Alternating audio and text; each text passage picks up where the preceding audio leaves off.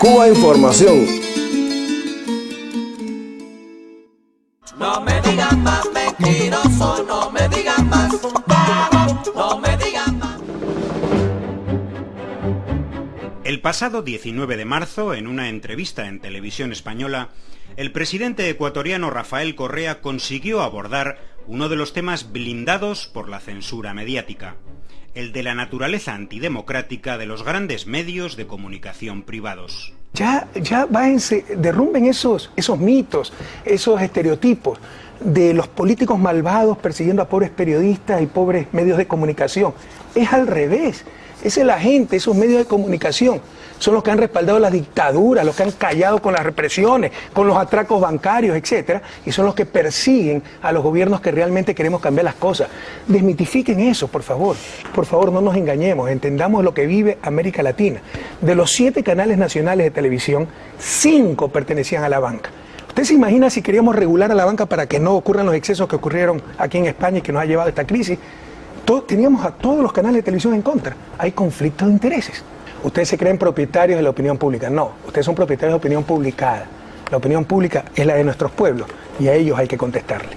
Por vez primera en muchos años, la audiencia de este canal público pudo escuchar una crítica al sistema global de medios de comunicación y a su contradicción esencial. Negocios privados dedicados a la comunicación social, dedicados a proveer un bien público fundamental para las sociedades. Es una contradicción de base. Sí, pero yo creo que debe haber más medios públicos, más medios comunitarios que no tengan ese conflicto, el lucro, el bolsillo y la comunicación social. La directora y presentadora del programa Los Desayunos de Televisión Española, Ana Pastor, claramente incómoda ante las respuestas de Correa, asumió en la entrevista un papel de defensora del sistema mediático.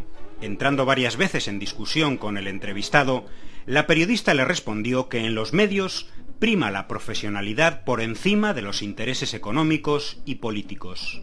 ¿Qué cree que prevalece cuando un medio es dueño de la banca y tiene que criticar a la banca? ¿Qué va a prevalecer? Pues depende. ¿El interés privado o el interés público? En algunos casos incluso lo profesional. Nosotros intentamos ejercer de intermediarios, presidente. Por eso le digo. Vez se fracasa. Sí, pero siempre, ya le digo, intentamos hacerlo desde lo profesional. También en defensa del establishment mediático, Ana Pastor y la presentadora de la tertulia posterior argumentaron la existencia de medios de referencia internacional, supuestamente serios y prestigiosos, una especie de jueces imparciales como el diario New York Times, a pesar, recordemos, de su defensa de los intereses hegemónicos de Estados Unidos en el mundo y de haber jaleado invasiones militares como las de Irak, Afganistán o Libia. ¿Cómo entiende que New York Times, el editorial, un editorial durísimo, habla de liderar una despiadada campaña contra la libertad de expresión? Bueno, de hecho, Ana Pastor le estaba poniendo ejemplos de medios mundialmente serios, como es el New York Times, y sin embargo ponía en duda absolutamente todos los argumentos que ahí salían, ¿no? El presidente Rafael Correa también llevó a la audiencia opiniones sobre temas habitualmente proscritos de los grandes canales de información, como el poder del capital y la banca. Podrán inyectar millones por aquí, millones por acá. El problema esencial es la supremacía total del capital sobre los seres humanos y se refleja bastante bien en esta cuestión de las hipotecas. Una cosa es ser pobres porque no existen recursos suficientes, pero otra cosa es ser pobres por sistemas perversos, excluyentes. E hizo una condena, también raramente escuchada en canales de televisión, de las pretensiones ilegítimas de hegemonía de las grandes potencias en América Latina. Y no se traten los problemas candentes, urgentes, intolerables en el siglo XXI. Por ejemplo, el bloqueo a Cuba, que rompe todo el derecho interamericano, todo el derecho internacional. Por ejemplo, la colonización de las Malvinas. La venganza contra el entrevistado vino inmediatamente después de acabar la entrevista. Un panel de 3 tertulianos de medios privados más la presentadora dedicaron todo el resto del programa a condenar, los 4 sin excepción, las palabras del presidente Correa. Una muestra de lo que hoy entiende por pluralidad de ideas un medio público de Europa. Es un político populista, evidentemente sí se ve que los medios de comunicación le molestan mucho, ¿no? Me puse en el lugar de un periodista ahora mismo que trabaja en Ecuador y entendería perfectamente que a partir de ahora tengan miedo a ejercer el derecho a la libertad de expresión. Tiene una visión demasiado censuradora, ¿no? del papel que cumplen los medios. Pero a mí el discurso que él hace, insisto, me parece peligroso. Terminado el programa, no tardó en activarse la maquinaria de la manipulación, alrededor principalmente de las palabras críticas de Rafael Correa hacia la organización Human Rights Watch, que la presentadora Ana Pastor trató de presentar como otro juez internacional imparcial y respetable. Correa hizo un interesante análisis, también insólito en un gran medio, sobre el sometimiento a intereses privados y el carácter antidemocrático de algunas grandes ONGs. Human Rights Watch. ¿Usted sabe, por ejemplo, cómo se financia Human Rights Watch? ¿Usted sabe a qué políticas obedece? Entonces es uno de los graves problemas de nuestro tiempo. Legitimamos organizaciones no gubernamentales sin ningún asidero democrático. Satanizamos la política. Se quiere hacer política del sector privado, en la parte económica, privado con fines de lucro, en la parte supuestamente derechos sin fines de lucro. Es uno de los graves problemas de nuestro tiempo.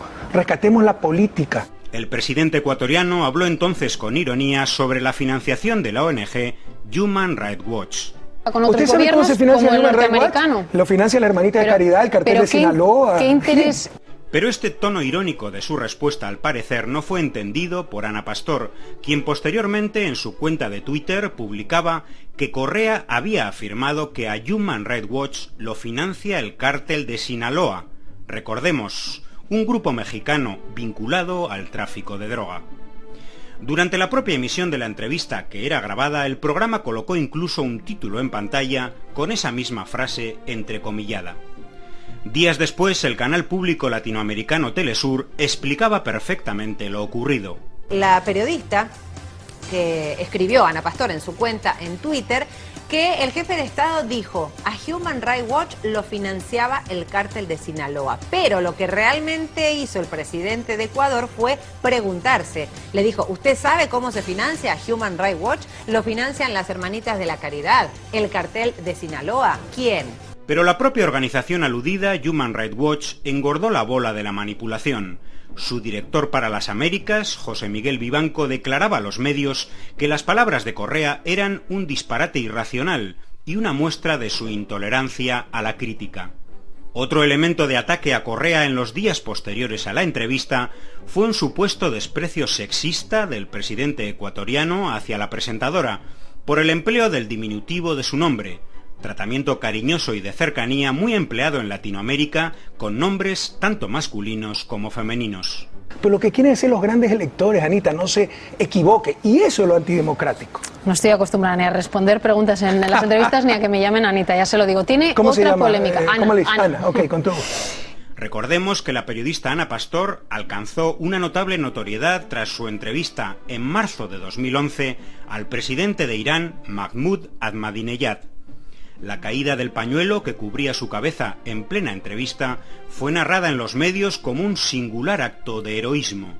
Ana Pastor concedió entonces numerosas entrevistas en las que demostró lo permeado que está su concepto del periodismo de una rancia prepotencia neocolonial. Bueno, yo creo que en eso consiste el entrenamiento de una entrevista, ¿no? Primero documentarte bien. Yo, en el tema, sobre todo que me preocupaba de los derechos humanos, que es algo que aquí en Europa nos preocupa, me había leído el informe del Parlamento Europeo sobre las ejecuciones y he de reconocer que cuando pisas suelo del mundo libre para una mujer, se agradece. La entrevista al presidente Correa consiguió de manera absolutamente excepcional que la audiencia de televisión española pudiera escuchar opiniones que son sistemáticamente censuradas en los grandes medios de comunicación, que jamás admiten análisis y críticas que apunten a su falta de legitimidad social y a su carácter antidemocrático, y que condena a que éstas no traspasen el limitado espacio de los medios alternativos. Y lo más triste, SECOM mandó la aclaración y Televisión Española, de la cual teníamos el más alto concepto, no ha rectificado. Más que rabia, da tristeza esto. Pero bueno, creo que cualquier comentario está de más frente a la contundencia de las imágenes.